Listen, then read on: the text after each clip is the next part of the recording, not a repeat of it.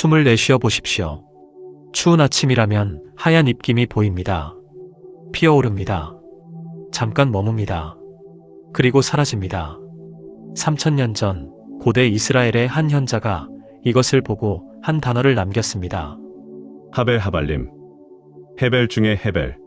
모든 것이 헤벨이로다. 우리 성경에는 이것이 헛되고 헛되다로 번역되어 있습니다. 히브리어 헤벨의 원뜻은 헛되다가 아닙니다. 증기, 숨결, 입김입니다. 잡으려 하면 사라지는 것. 거의 같은 시기 인도의 한 왕자가 궁전을 버리고 나와 같은 것을 보았습니다. 사페 상카라 아니차. 모든 형성된 것은 무상하다. 전도서의 코엘렛과 붓다. 만난 적 없는 두 사람이 같은 진실 앞에 섰습니다. 오늘부터 서브 시리즈 3 전도서와 동양 철학을 시작합니다. 전도서의 첫 문장, 헛되다는 번역에 대해. 전도서 1장 2절은 성경에서 가장 유명한 문장 중 하나입니다. 개역 한글은 이렇게 번역합니다. 전도자가 가로되 헛되고 헛되며 헛되고 헛되니 모든 것이 헛되도다. 히브리어 원문은 헤벨 하발림, 하벨 하발림, 하콜 하벨입니다. 숨결 중에 숨결, 모든 것은 숨결입니다. 여기서 핵심 단어 헤벨을 정확히 이해해야 합니다. 헤벨의 기본 의미는 숨결, 증기, 입김입니다. 차가운 아침에 내쉬는 숨처럼 존재하되 잡을 수 없고 나타나되 곧 사라지는 것. 영어 번역의 역사를 보면 이 단어가 얼마나 다양하게 해석되었는지 알 수 있습니다. 킹제임스 성경은 베너티, 허영으로 번역했습니다. 이 번역이 헛되다의 근거가 되었습니다. 로버트 알터의 현대 번역은 미어브레스, 한낱 숨결로 번역합니다. 마이클 폭스 교수는 앱서드, 부조리로 번역하며 카미와의 연결을 시도합니다. 더글러스 밀러는 트랜지언트, 일시적인을 제안합니다. 헛되다는 도덕적 판단을 담고 있습니다. 가치가 없다, 의미가 없다는 뉘앙스입니다. 그러나 헤벨의 원뜻은 도덕적 판단이 아니라 존재론적 관찰입니다. 코엘렛은 세상이 나쁘다고 말한 것이 아닙니다. 세상이 잡을 수 없다고 말한 것입니다. 이 차이를 알면 전도서 전체의 메시지가 달라집니다. 흥미로운 사실이 있습니다. 히브리어에서 헤벨은 고유명사이기도 합니다. 창세기의 아벨이 바로 헤벨입니다. 카인에게 죽임을 당한 아벨. 나타났다가 사라진 인간. 성경 최초의 증기 같은 존재. 코엘렛이 이 단어를 선택한 것은 우연이 아닙니다. 인간 존재의 덧없음을 한 단어에 압축한 것입니다. 코엘렛은 이 헤벨을 어디에서 보았을까요? 코엘렛의 관찰, 해 아래 새 것이 없다. 코엘렛은 체계적으로 관찰합니다. 전도서 1장부터 2장까지 그는 실험합니다. 첫째, 자연을 관찰합니다. 한 세대는 가고 한 세대는 오되 땅은 영원히 있도다. 해는 떴다가 치며 그 떴던 곳으로 빨리 돌아가고 모든 강물은 다 바다로 흐르되 바다를 채우지 못하며. 세대가 바뀝니다. 해가 뜨고 집니다. 강물이 흐르지만 바다는 차지 않습니다. 모든 것이 반복됩니다. 둘째, 지혜를 추구합니다. 내가 다시 지혜를 알고자 하며 미친 것과 미련한 것을 알고자 하여 마음을 썼으나 이것도 바람을 잡으려는 것인 줄을 깨달았도다. 지혜를 얻으면 고통도 늘어난다는 것을 발견합니다. 셋째, 쾌락을 실험합니다. 나는 내 마음에 이르기를 자, 내가 시험적으로 너를 즐겁게 하리니 너는 낙을 누리라 하였으나 본즉 이것도 헛되도다. 포도원을 만들고 집을 짓고 은금을 모으고 노래하는 남녀를 두었습니다. 전도서 2장 4에서 8절에 나열된 시도들은 놀랍도록 구체적입니다. 넷째, 노동의 결과를 봅니다. 내가 해 아래서 나의 수고한 모든 수고를 하나였노니 이는 내 뒤를 이을 자에게 끼치게 됨이라. 그 사람이 지혜자일지 우매자일지야 누가 알랴마는. 모든 시도 끝에 코엘렛의 결론은 한결같습니다. 하콜 하벨. 모든 것이 증기다. 여기서 반복되는 표현이 있습니다. 해 아래 타하트 하샤메시. 전도서 전체에 29번 등장합니다. 이 표현은 코엘렛의 관찰 범위를 설정합니다. 그는 초월을 배제한 채 인간의 눈높이에서 세상을 봅니다. 이것이 전도서의 방법론입니다. 그런데 거의 같은 시기, 수천 킬로미터 떨어진 곳에서도 한 사람이 같은 관찰을 하고 있었습니다. 붓다의 세계, 시다르타는 무엇을 보았는가? 기원전 5세기경, 인도 북부의 카필라바스트, 오늘날 네팔 남부, 샤캬족의 왕자 시다르타 고타마가 있었습니다. 팔리어 경전에 따르면 그의 아버지 수또다나 왕은 아들이 세상의 고통을 보지 못하도록 궁전 안에 가두어 두었다고 전합니다. 그러나 시다르타는 4번 궁전 밖으로 나갑니다. 이것이 불교의 사문유관입니다.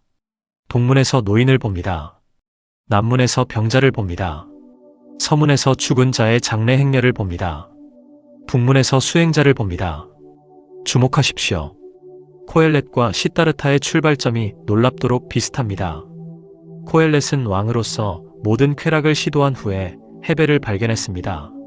시다르타는 왕자로서 모든 쾌락이 보장된 환경에서 벗어나 고통을 발견했습니다.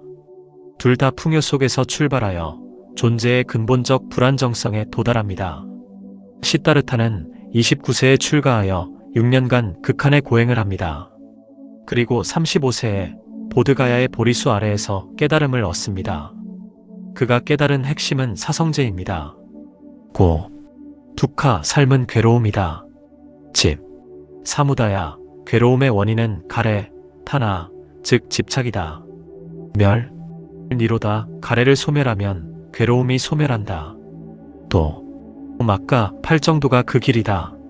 여기서 핵심 개념이 등장합니다.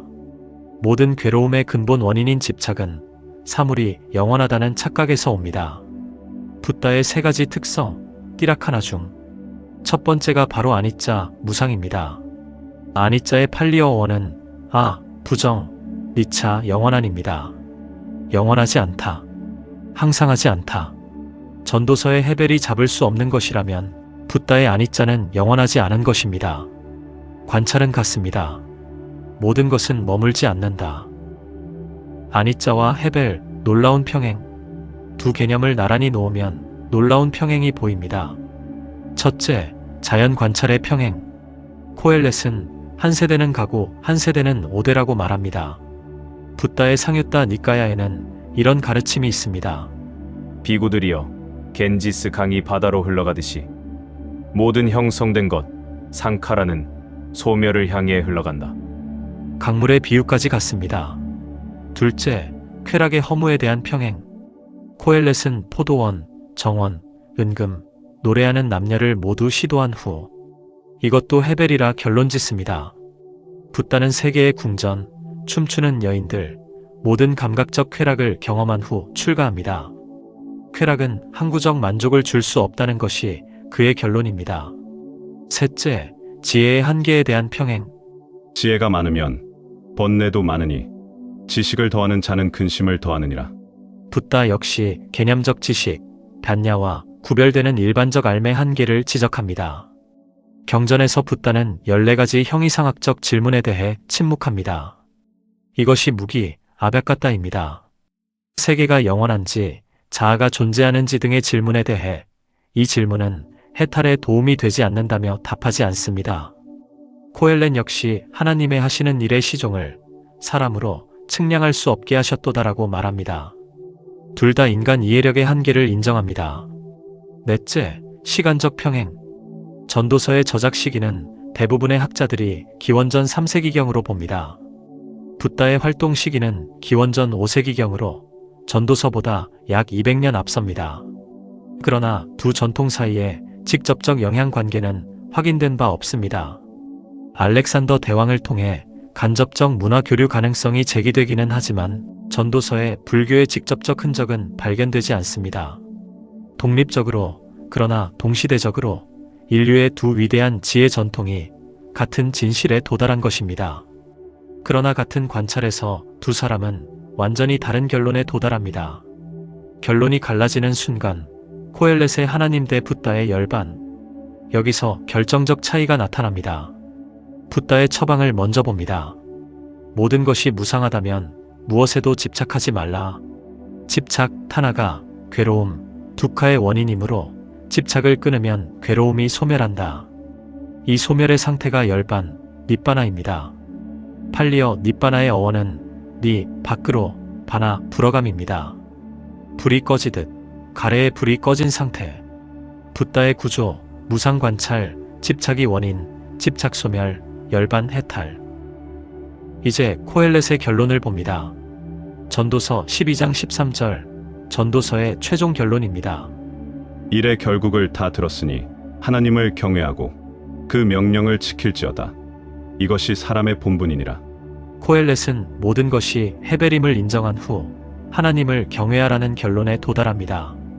코엘렛의 구조, 헤벨 관찰, 해 아래 답이 없음. 하나님의 때 발견, 경외, 이르아. 차이가 보이십니까?